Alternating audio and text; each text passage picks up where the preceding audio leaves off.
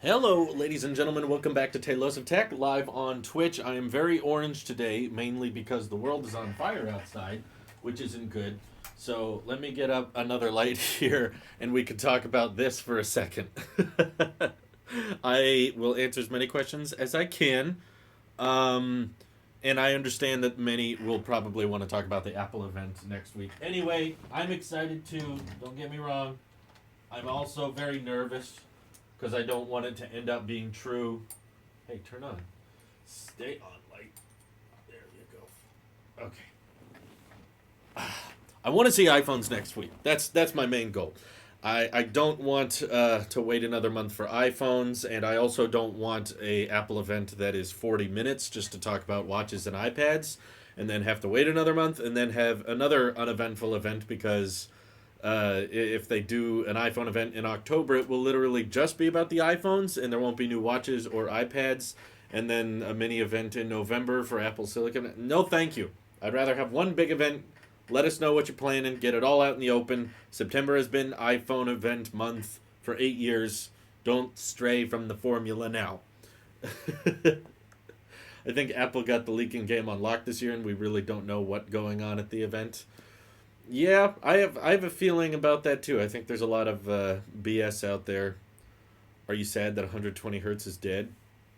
I've come to accept it because I've known that for months now, so I didn't need someone to tell me it was today. I already knew that. I spent an hour today trying to fix the super drive on a 2006 Core Duo MacBook, but it still doesn't work. Oof, that's an old machine. It's definitely an iPhone event. I saw some invite image where Apple captioned it as something like, let's talk about what's next for Apple. And I was like, that kind of wording does not sound like Apple Watch Series 6 or iPad Air. I don't know. I will live stream my reaction to the event, yes, for those curious. I love how no one cares about this. That's what the title of the stream is, but the Apple event, I guess, is far more interesting. Most people, I guess, have come to the conclusion with this is that it sucks and it's stupid and it shouldn't exist. But when it comes to live stream reactions, I won't be able to show the event on the stream, but you will be able to pull up the event on a separate device, obviously, and you can just put me on your phone off to the side. If you want to watch along with me, you can. So yeah, I'll still be streaming my reaction to it. I just can't show or play the audio of the event because of copyright strikes and DMCA takedowns being enforced on Twitch. In case you were wondering why we never showed event reactions on YouTube, it was for that reason. Now Twitch is enforcing it in the same way. But we will still do an event hype stream on YouTube and a Twitch reaction stream. I just feel like that's the formula that's worked best in prior years, so we'll probably just keep it going anyway. Put my book away. Let's see. Stop holding your knockoff DS the wrong way. After the update still glitching. Well, A-Twins, they wouldn't let me use the phone until it was done updating. So it's not like there was more updates to be added. It was literally like I boot up the phone and it instantly says, hey, there's a software update and you cannot turn on the phone until the update is complete in classic Microsoft fashion. It tells me right now my system is up to date, in case you didn't believe me. If I click check for update, there's still nothing. It says it's up to date. So I think it's just like that. I think it's just that buggy. ASMR Surface Duo closing noise. Oh, we could do that, Thrilling Morty. Good point. Dr. Watson, thank you for the 100 bits. No, I cannot have the audio of the event playing. That's how Apple or whoever is issuing the strikes is able to detect when the event is going. So, also, it would throw the whole thing off because if you were trying to watch the event on a TV and then watch me on a Twitch stream on your phone, you would be getting an echo unless you found a way to get them perfectly in sync. You would be hearing audio of the Apple event on the TV at the same time hearing it from my phone. So I can't play the audio. That would ruin it. So no, you'll have to find a different device, use your iPad, use your computer, use your TV to play the Apple event on, and then put me on a smaller device or something like that.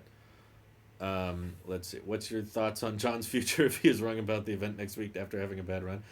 I don't know. In my opinion, there's been a bunch of stuff that he has not been correct about, but it seems like a lot of people just instantly believe whatever leaker is coming forward. I mean, if even someone with no track record has instant reputation, if the leak is exciting enough, people will just instantly start believing them. So, I don't know. I don't think it'll change that much. Let's see. Just stream on YouTube. They won't give you a copyright strike for streaming. Yeah, I don't know how I feel about doing like hour, 2 hour, 2.5 hour long YouTube streams these days, though. Um, and also YouTube, I don't know. There's something about the people who interact with YouTube streams are just less intelligent, and people would probably be watching it going, "Wait, Drew, why don't you show the event? I can't see it." So if I do it on YouTube, it's going to be like a 2.5 hour long stream, and then people clicking on it after the fact, they're going to be like, "Wait, where's the event? How do I watch?" You know, it's just I've kind of set up Twitch to be best for event reactions. That's just what people are comfortable with. So I think I'm just going to keep it that way. There doesn't seem to be much of an advantage to doing it on YouTube anyway. Um, let's see. How's the multitasking on the Surface? It's been okay. I cannot say it's great. Definitely not as good at multitasking as pretty much any iPad I've ever used ever. But it's weird. The biggest issue I think I have with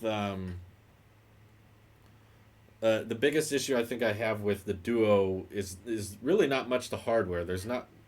I mean, there's issues I have with the hardware, but it's not the biggest problem. I think the biggest problem is just the software optimization is terrible.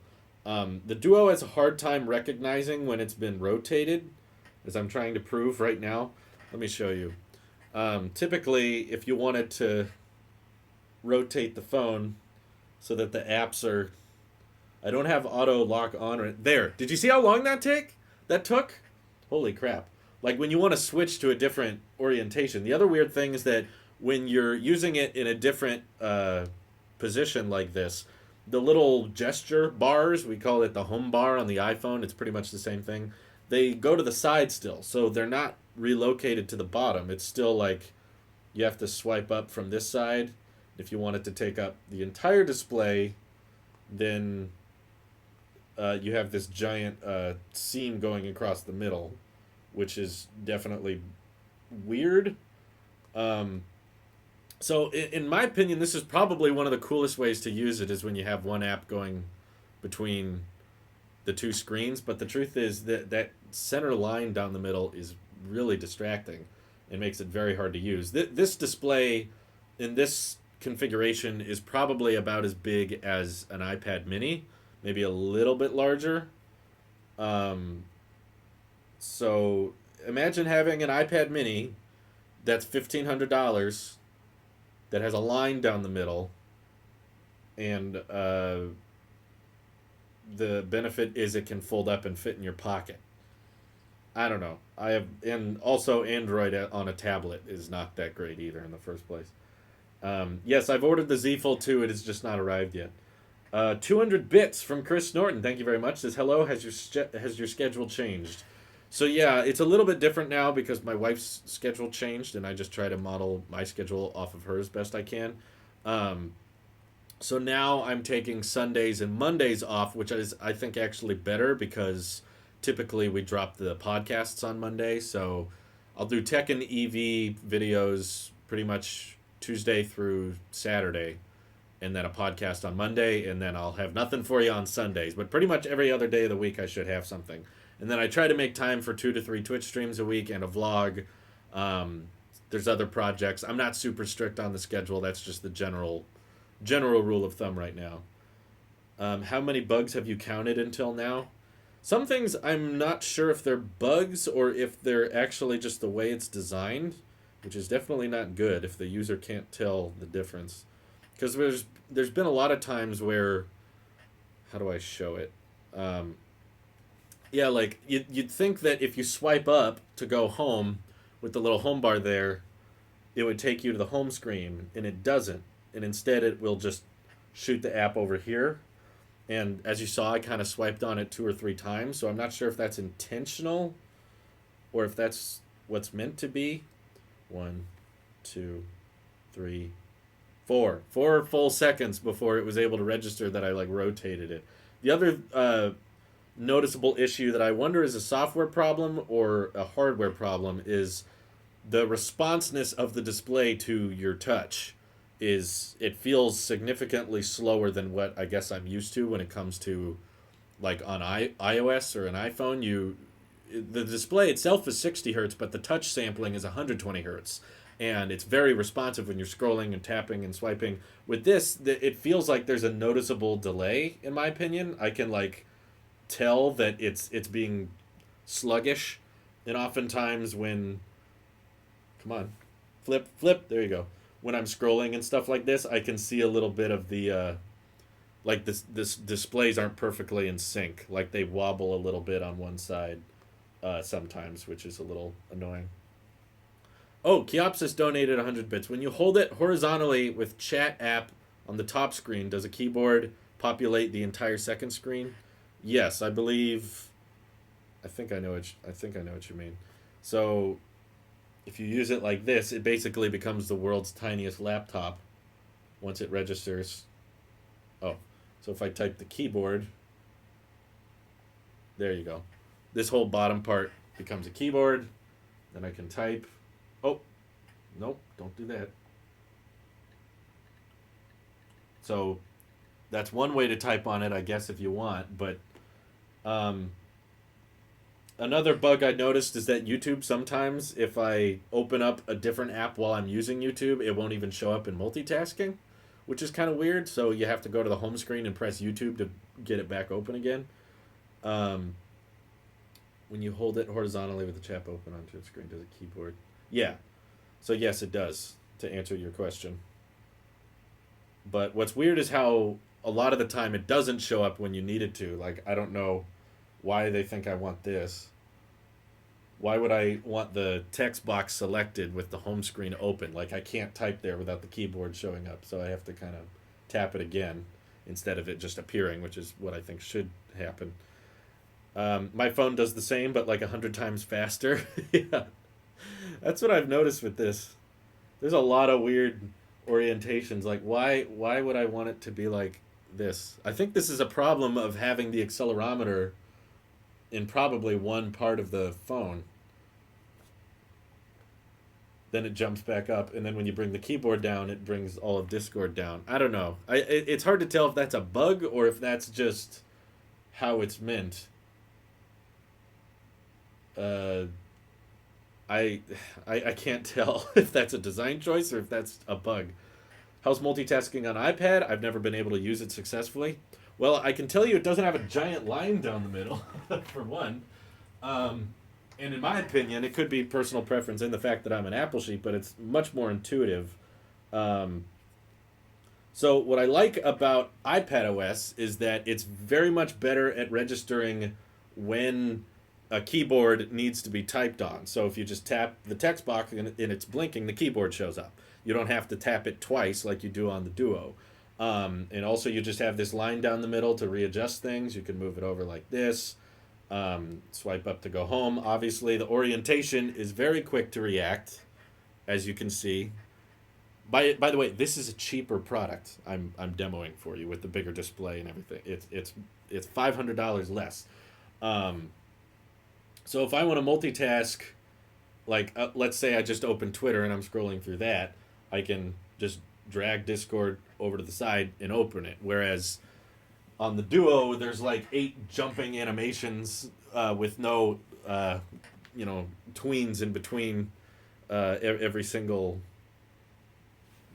To open it up. Here's another thing I found hilarious. I gotta bring this up. When you open the device like this, it has the flashlight icon on the lock screen, even though the flash is right here.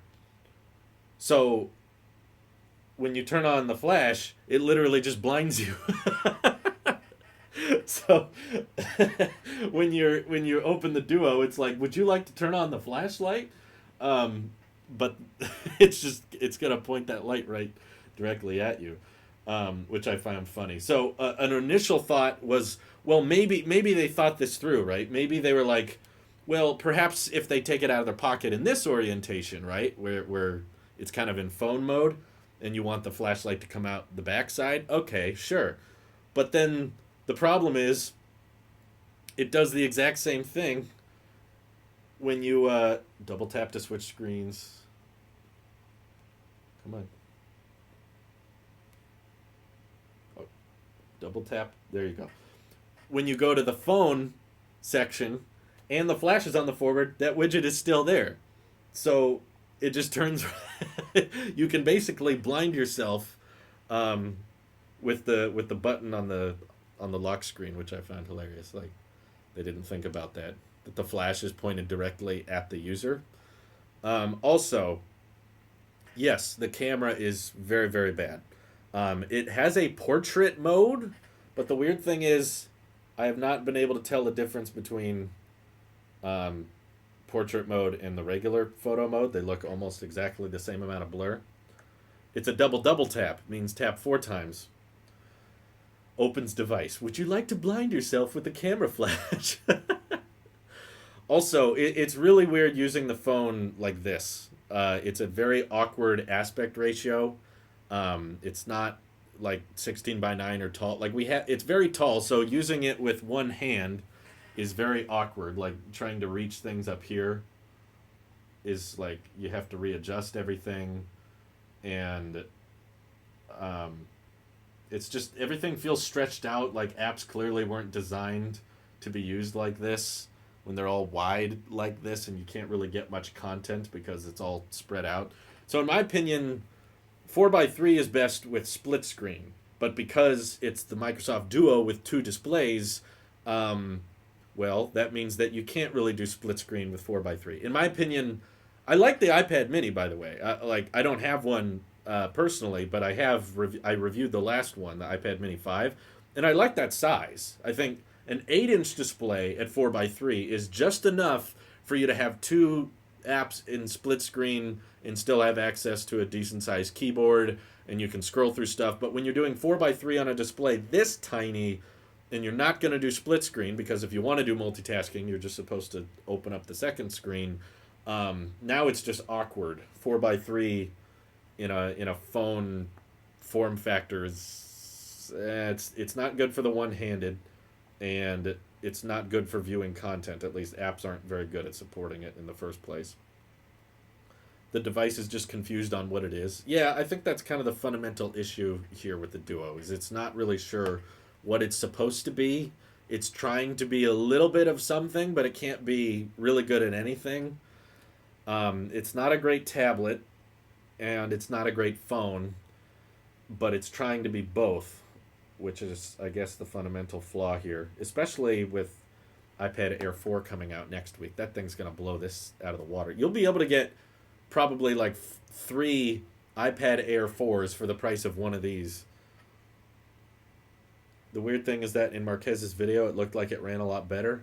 Yeah, I don't know if he either didn't bring up a lot of the software problems, or his unit was just running a lot better than mine is. But I've seen a lot of people on Twitter complaining about the lag and the apps crashing these days, to be honest with you.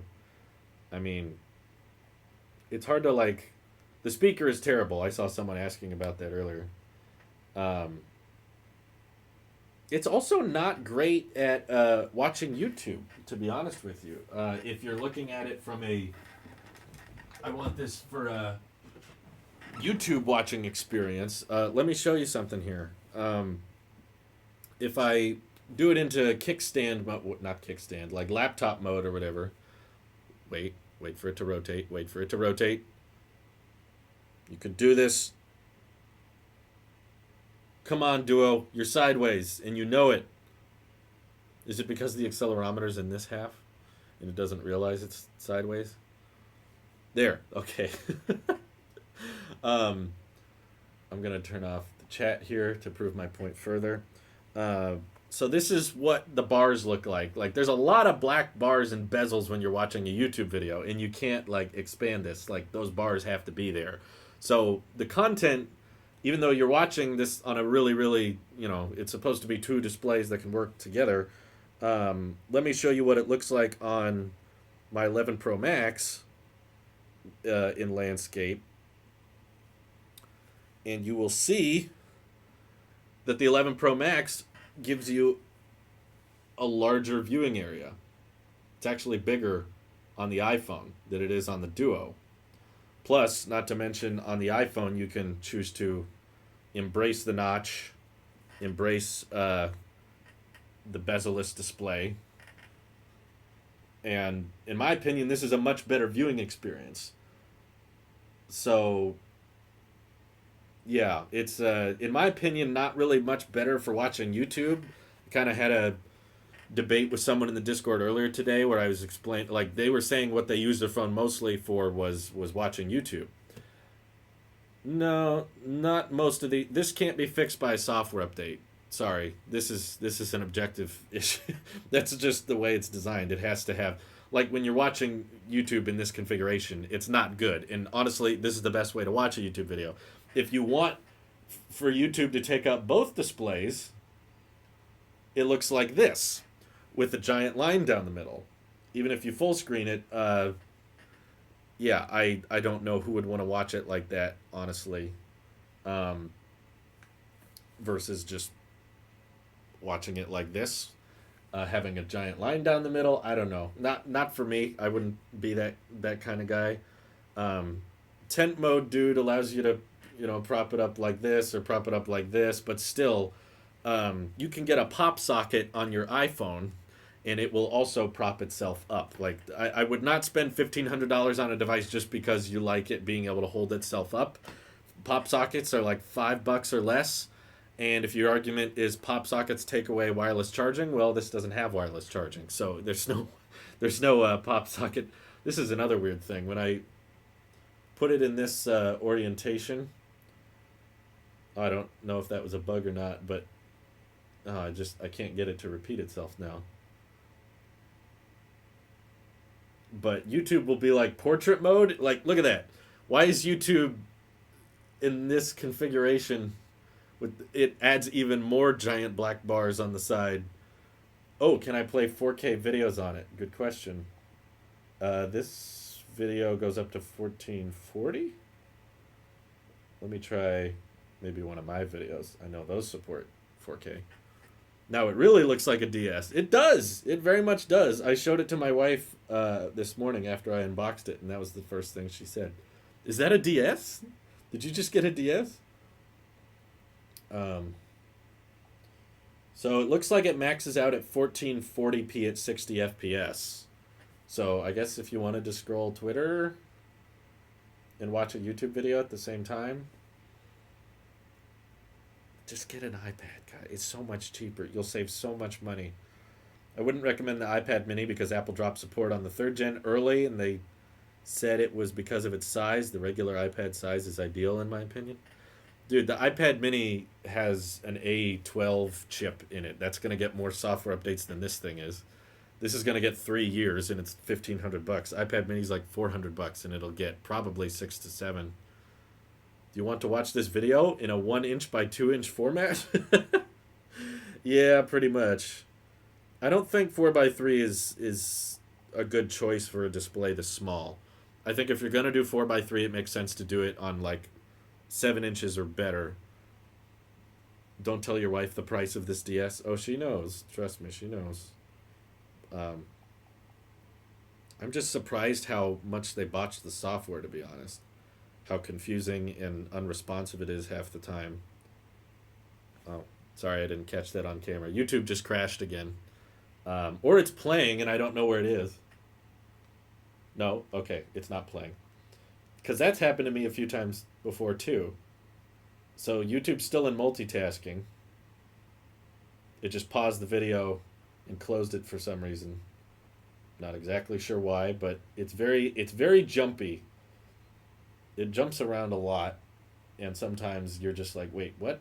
Why did you close that? Why did you open that? Why are you showing me this? Like, there's so many little intricate detail things. It's kind of hard to summarize in words, but it just okay, just like that. What just happened? I don't know. How's the battery doing? I can't say I'm impressed with it. I mean, it could probably get you through the day, but when I unboxed it, it was at like 50%, and I tried to watch a few YouTube videos on it, and it dropped to 20% within like an hour or so. So, yeah, I don't think it's that. I don't think it's a king of battery life. That's for sure. Holy crap, Yi Hirasawa 100 hit 24 months of tier 1 subscribing. Thank you very much. Appreciate the support. Now you get your exclusive 2-year badge. I don't know if many other people have that. Also, yeah, it's a Snapdragon 855, so I wouldn't count on it much for gaming. Apple about them updating my iPad Mini 3 with iOS 11, which crippled its performance. They updated it without telling me. Oh, you don't like it when devices update without telling you? You should stay away from Windows products, that's for sure. Chrome can now be a default browser in Beta 8. Why would I want to do that, though? Tell me why that's a good idea.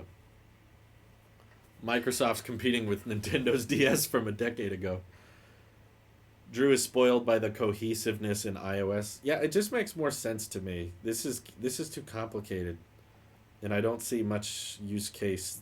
What is this offering that my regular phone can't do, or my regular tablet can't do?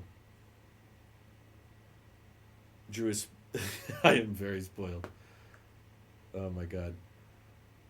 iPhone doesn't realize I rotated as well. Keyword sometimes, though.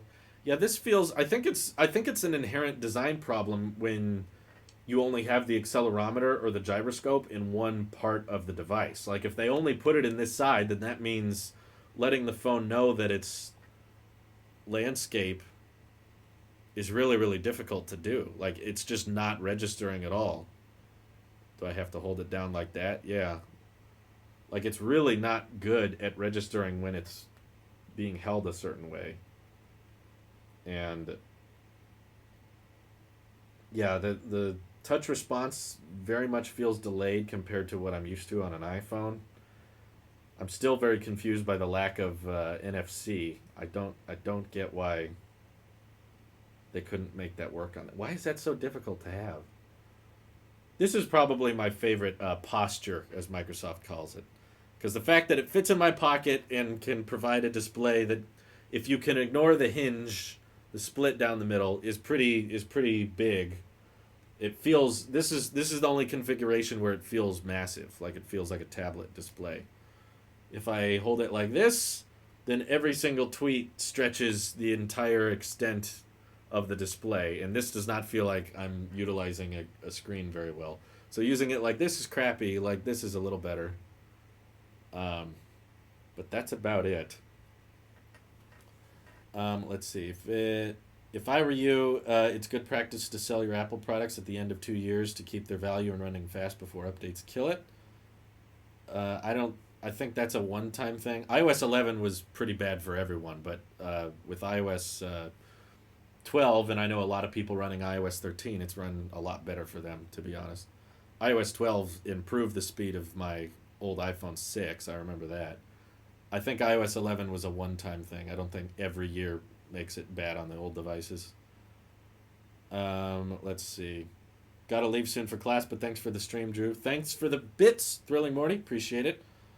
The phone doesn't have a headphone jack because if you put the speaker up to your ear at max volume, it still sounds the same. Yeah, the speaker is definitely not very good. Let me...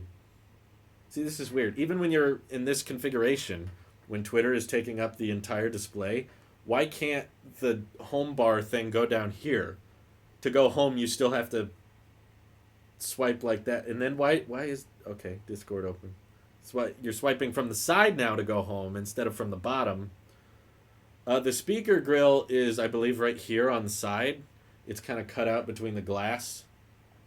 Let me play. I'm going to play one of my videos so I know I don't get into copyright issues.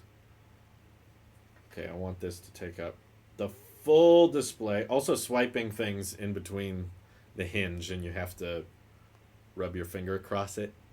Yeah, not nice. Let me turn up the volume here.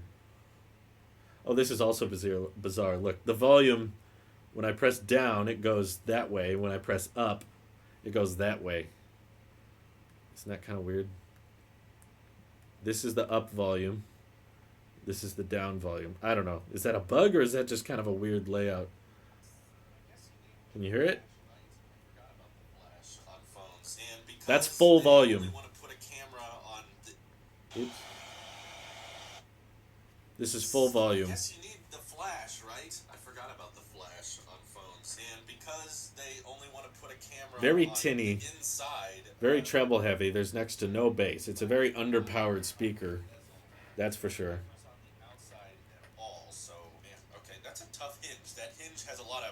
Yeah, I don't know if it comes across on camera, but I'm wondering why it smudges like that. It's weird. I'm just seeing like weird asymmetrical like the camera is like you know how cameras have a bit of a gray circle around them and then the lens is inside that gray circle. It doesn't look like it's in the center. It looks slightly off.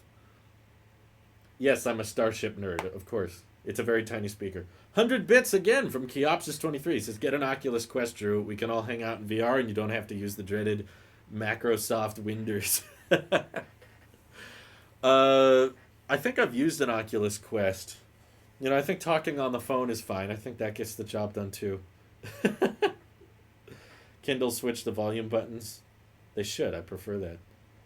I feel like there's a lot of software design issues with the Duo. A lot of things just doesn't seem to have much thought put behind them. Is Microsoft apps any better? Well, there's a lot of them preloaded. I guess that's what this design is for, right? It's definitely meant for... That's funny. Look at how it split the Tailosive T down the middle. Go home. There.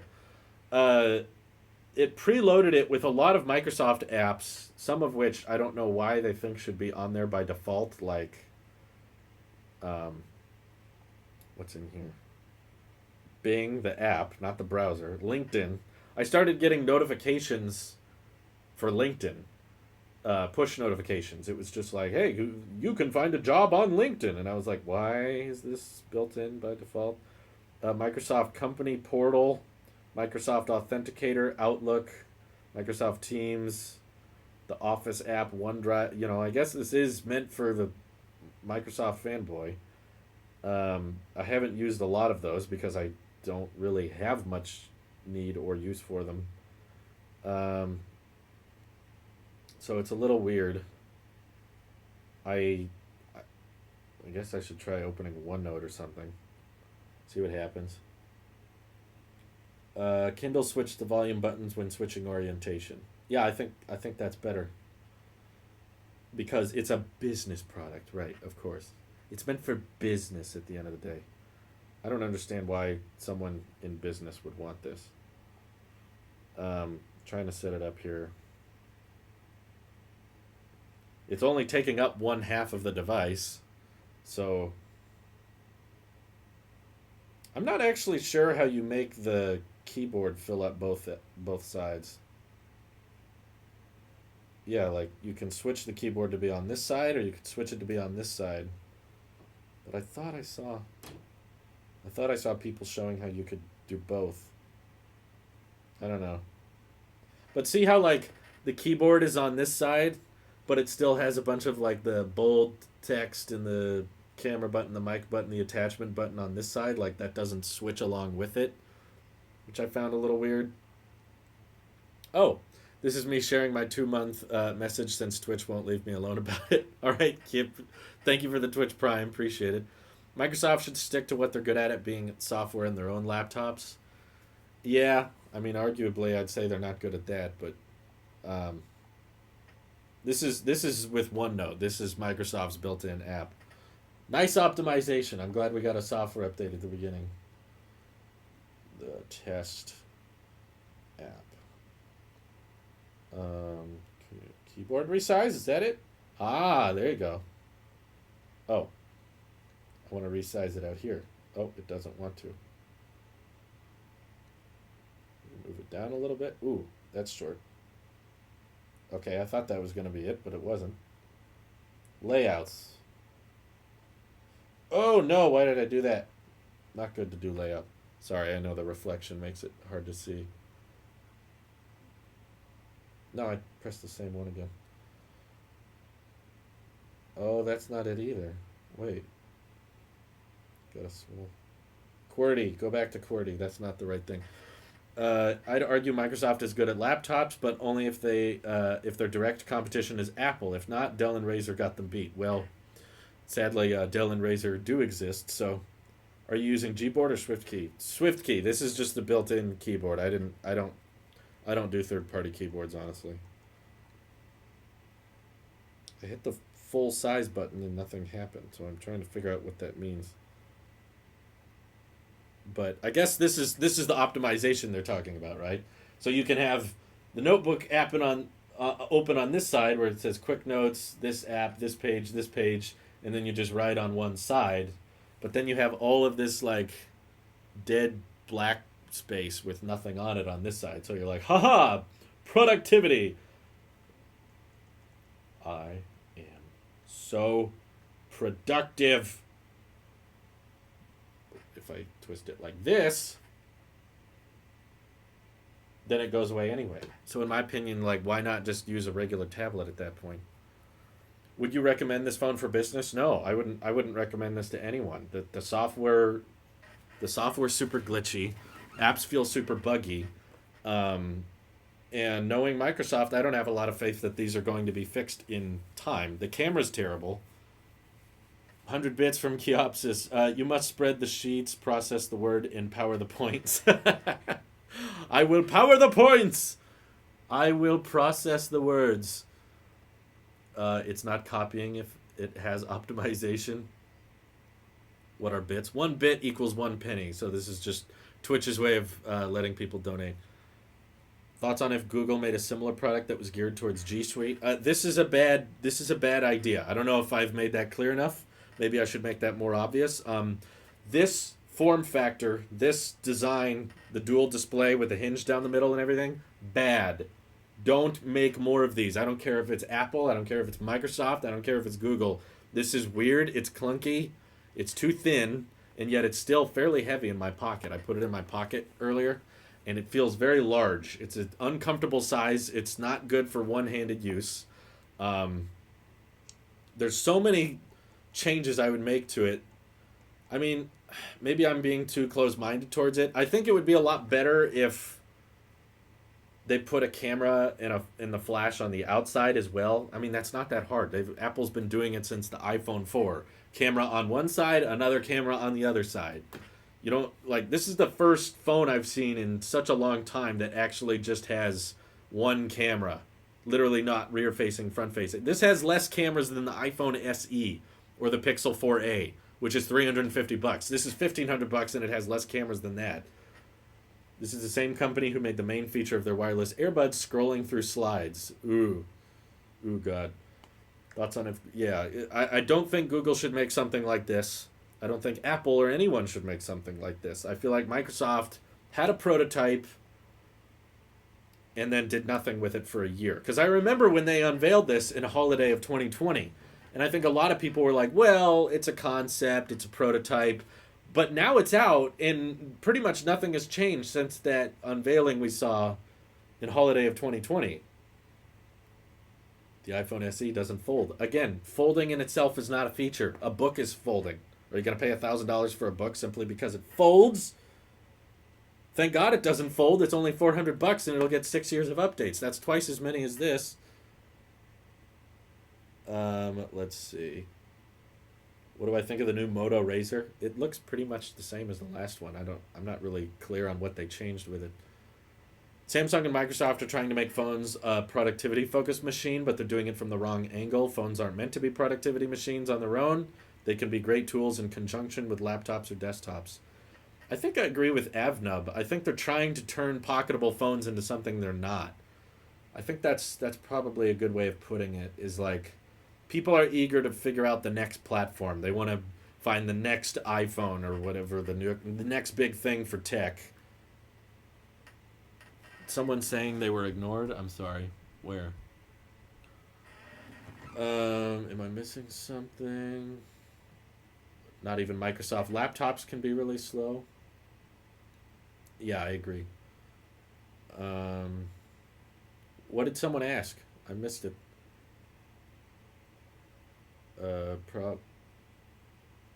Where did you donate or something?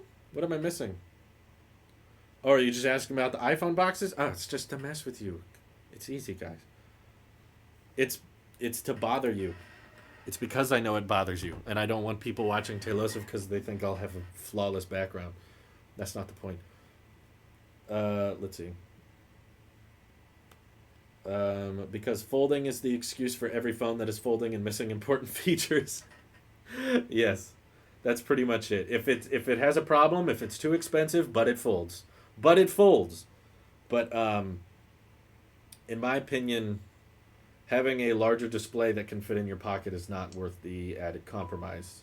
I think most people feel that way, and phones phones can do basic productivity tasks pretty well. If you needed word processing or if you needed to send an email and that kind of thing, sure, a phone can be somewhat productivity based. But if you want a bigger display, I think people are more comfortable just jumping up to a tablet or a laptop if they need a full size keyboard. Which again, this doesn't really offer, which is kind of the point of carrying a separate, larger, more expensive device than a phone, is because it has mouse support or it has a keyboard. Um, so, like, there's a lot of wasted space here. There's a whole section of the display that's just black nothingness. This whole bottom of the display is black nothingness.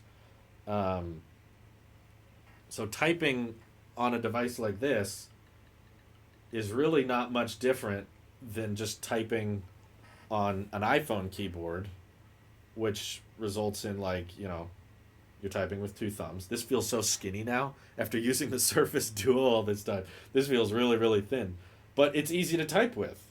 It's very comfortable to hold, and most of our time on phones is spent scrolling, which is why having a taller display makes the most amount of sense. The LG G8X is relatively inexpensive and rocks the dual screen concept very well. It doesn't detract from Android. I have yet to try that. I know you like it a lot, and you've talked about it in Discord a lot. In my opinion, that sounds like a much better deal and a much better implementation than this. But I think we both can agree that's not very mainstream, given you're like the only person I've ever heard of that actually bought that. And you may like it for certain reasons, but I don't think majority of people are like it. I'm not going to say it's the future of smartphones. Foldable phones are a jack of all trades, but a master of none. Yeah, I don't think that has changed very much. Do you think that if they remove too much bezel, it will? I think you meant ruin the handability of the Duo, like nowhere to hold it with your thumbs. So I don't know if the bezels are so bad. No, you don't hold it with your thumbs though. That's the thing. You're holding it from the side. Have you seen anyone using the Duo like this? It's not big. It's not like an iPad where you have to. There can be a little bit of bezel where you're holding it like this. Like, look how thin that argument doesn't hold up, because look how thin the side bezel is here. When you're holding it with one hand, like your fingers will go over the glass a little bit, but not that much. No, the Duo is not water resistant. It does not have wireless charging. It does not have stereo speakers. Um, in fact, earlier I found it caught a little hair in the hinge, and it wouldn't come out. I'm actually having a hard time cleaning the hinge. It's kind of picking up a lot of stuff, so I'm wondering how that's going to age. And there's no NFC, so you can't do Android Pay or mobile pay or boarding passes that use the NFC tech. Keops has donated again. Wow, being very generous today. Thank you. Says, I agree with you there. It's mainly the fact that it was able to have a dual screen without sacrificing most of what it basically standard today while charging more. Yeah, the LG G8X thing, it doesn't require the dual display. It's more of like an added accessory, which in my opinion is probably a better way to handle it. It's gimmicky, and I don't think I would buy it myself, but it doesn't force everyone. Whereas this, there's only one way to buy it. You can't buy it without the dual display. That would defeat the point. And also, the G8X is not super expensive. The additional display is an extra $200, I think, or something like that. And it basically allows you to do what the primary multitasking feature of this thing is, which is to have two apps open at the same time.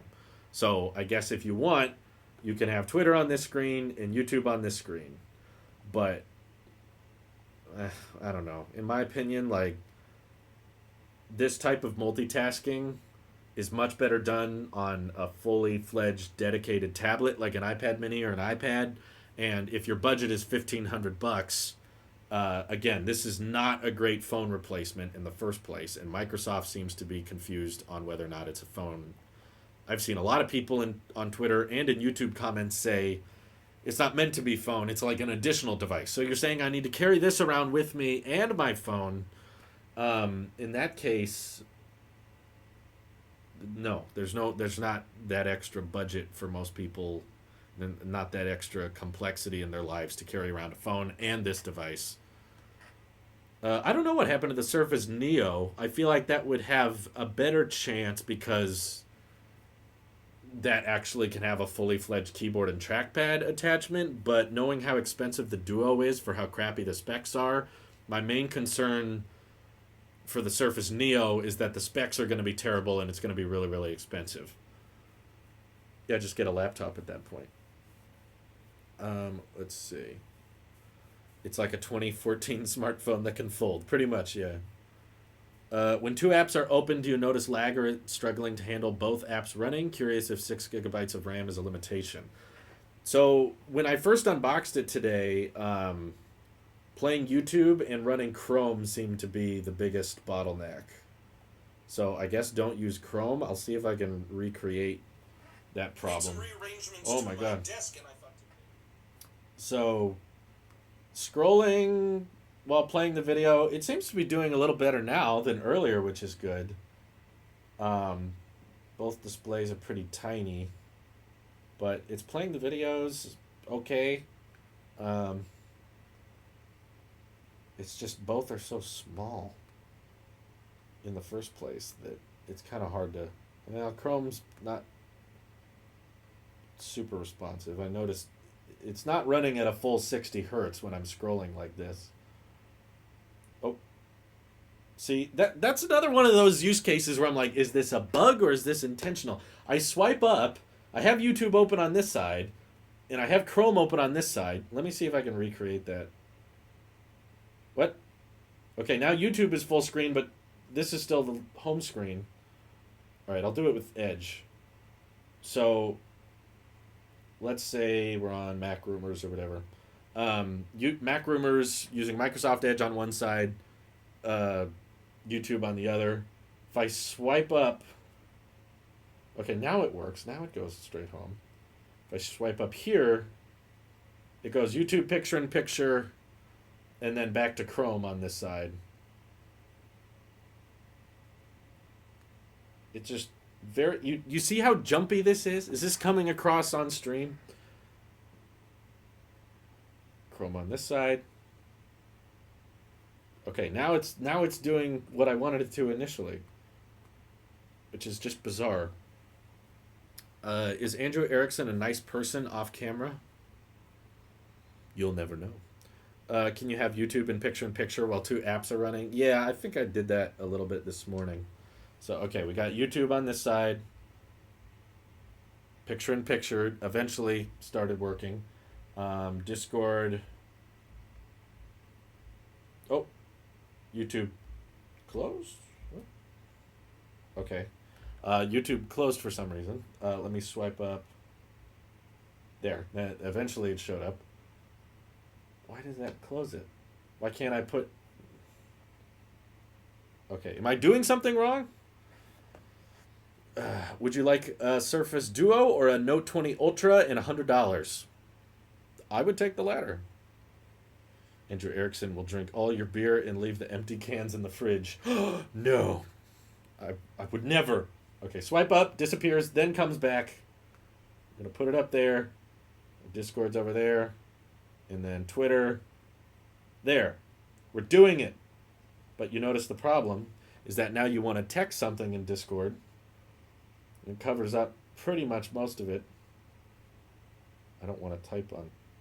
See, I'm just tapping the notification bell on Twitter, and the keyboard jumps over there. Like, is that a bug or is that intentional? I don't know.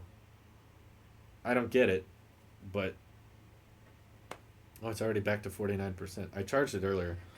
This is why the nav bar is better in my opinion. It just happened again. I swiped up and then it pushes an app to this side. It's just clunky. it's physically, I think, a hard thing to. Then YouTube flew off the screen and stopped playing. That's before you rearranged the magnets on the fridge. You donated earlier. 100 bits from Kiopsis. The Duo requires you to pay more and sacrifice so much for just having a second screen. Even if the LG was a permanent attachment, at least you don't have to give up so much what even simple phones have today. I'm giving away all the bits. Wow. Thank you, Kiopsis. Yeah, I think there's honestly just a lot of learning curves when making a device like this that you have to kind of get used to. That like I'm a techie person. I'm kind of interested and curious about bleeding edge tech and new technology and learning new things, but trying to explain this to an everyday consumer would be incredibly confusing. Which is why I get it. You know, they're not charging everyday consumer prices. It's definitely not meant for, real, real phone usage. But man, it's just bizarre. It's almost when it comes to software bugginess, it's almost, I dare say, pixel slate bad. I almost want to say that's how laggy it is and how bizarre it is. Like there's so many options that pop up where the device simply like it doesn't even know what it's supposed to do. Okay, like here's a good example. We've got Twitter on the bottom screen in landscape, and then we've got the home screen up here. If I type search, it activates Control Center for some reason. Okay, if I tap the Google search button, it covers Twitter with the keyboard. And then when I search, Twitter comes back. So it's like you kind of forget that multitasking is even taking place in the first place. Could the double screen play a mobile game differently? Perhaps. I don't know of many games that have optimized for it, but with the Snapdragon 855, I don't have a lot of faith in the gaming performance. Maybe because you're tapping on the other screen, so it moves the keyboard to the screen you're actively tapping on. Yeah, but I'm not typing. I'm just tapping on Twitter. I'm not typing. I just wanted to see what my notifications were. Why would that bring the keyboard over? In my opinion, that doesn't.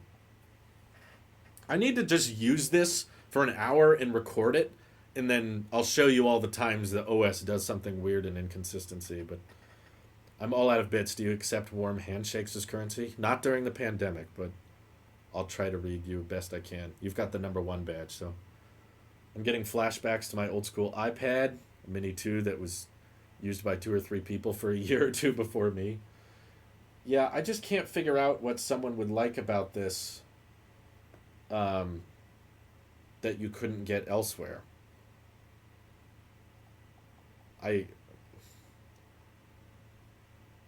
Also, how come the notifications on the lock screen are so narrow? Why does it have to have such... Even when you're using the phone like this, it's so narrow. Just take up the full display. Why does it have to... I don't know. The #1 badge means you donated the most in the last week.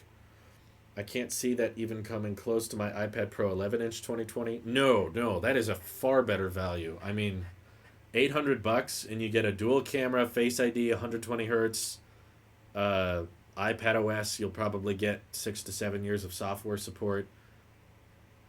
And just keep your phone. Whatever phone you have right now, it's better than this one. I'm serious. I don't know what phone you guys are using. This does not have anything over that phone. Other than the dual display with opening more than one app at the same time. But just get a tablet. Just get a tablet, people. I really wonder why. Does everything Apple Pro actually believe he has a leaked iPhone 12 Pro chassis? Does he actually believe? Oh my god. Oh well. Oh well. Let's see. Hello. Hope you're staying safe out there. Those of you affected by the fires. Yes, likewise, for sure. I just got a Samsung ad. What is going on? Your boy just got paid. That's what's going on. Let's see. I have the iPhone SE 2020. Is that better phone than that? Yes. Oh my god, 1,000 times yes. It's so much better. So much better. For so many reasons. Battery life, camera, software, support, price. Oh my God, you could buy almost 4 iPhone SEs for the price of the Duo. No joke. 4. Yeah, $1,600. This was 1,500. Oh my God. I have a half-eaten biscuit that I use as my phone. Is that better than the Duo? Yes, because the biscuit will taste good, and it won't cost you as much as this phone. Oh my God. Also, why no wireless charging?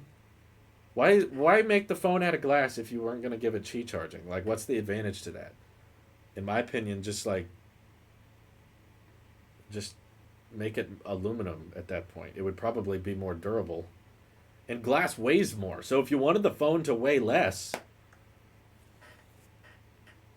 yeah, they're pretty close. I mean, the difference is the Duo just takes up so much more space in your pocket. I don't know if you guys are as comfortable with this, but in my opinion, it's kind of a big chunk in your pocket. It takes up an awkward amount of space just because of how wide it is.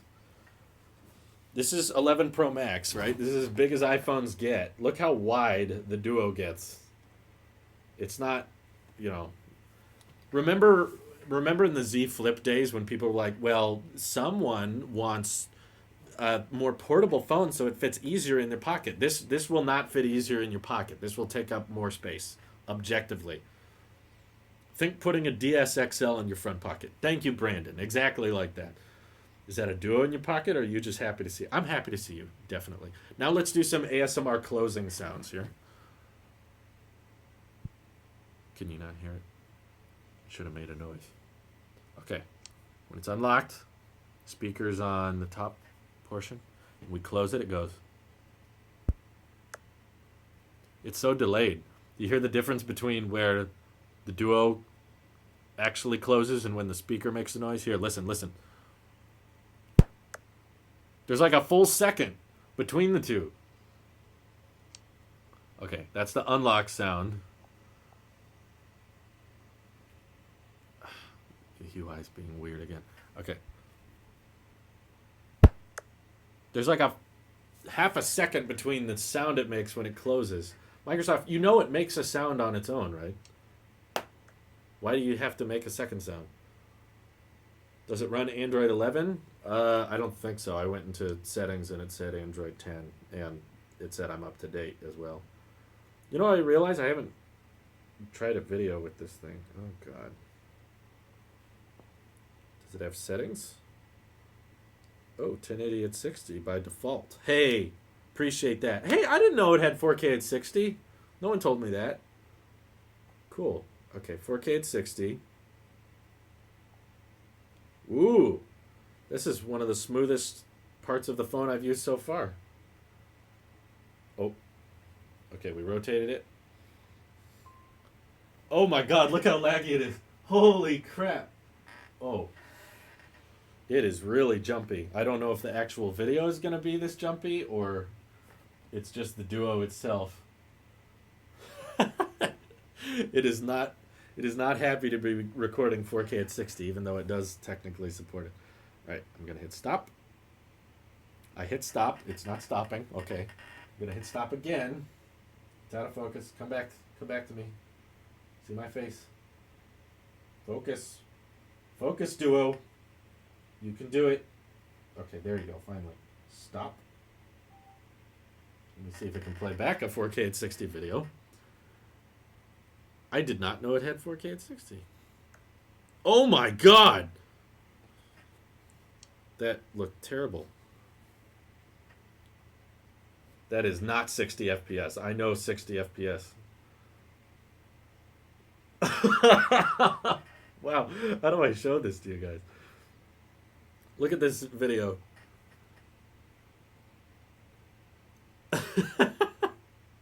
Okay, there it's smoothed out a little bit. In case you're curious, it is not at 60 FPS, despite saying it is.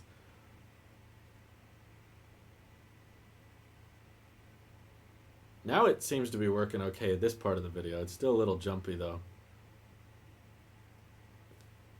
Let me bring it to the beginning again. That's actually the video. That's how it looks. And then it takes forever to focus. Microsoft big capping their 4K at 60. I like how Drew won't even say dang it, but probably swears a lot off camera. Oh, yes, very much so. This product is a combination of the worst parts of a normal smartphone and a foldable phone. Now look at me. The worst of both worlds. Clearly 60 FPS. Definitely not 2 FPS. No, why, Microsoft, why did you say it can record 4K at 60? Why would you say that? It had a hard time focusing. Oh my god. Apple just changed their policies for game streaming apps. They now allow it, but there's a catch, and it's a bad. Yeah, I read into it. It doesn't really change anything. xCloud basically will have to submit all their apps to the App Store, and they're not going to do that. So they changed their App Store policies, but not in a way that's going to help anybody. Anyway, excuse me. Anyway, I got to get going. Appreciate all the bits. Yeah, I will accept compliments at the fantastic haircut. Thank the wife. She did it herself. That's the best way to do it because it's a lot cheaper that way. But thank you all for watching. Thank you for the Twitch Primes, the bits, and I will chat with you all later. Have a good one. Ooh, the next Twitch stream could be us reacting to the Apple event, guys.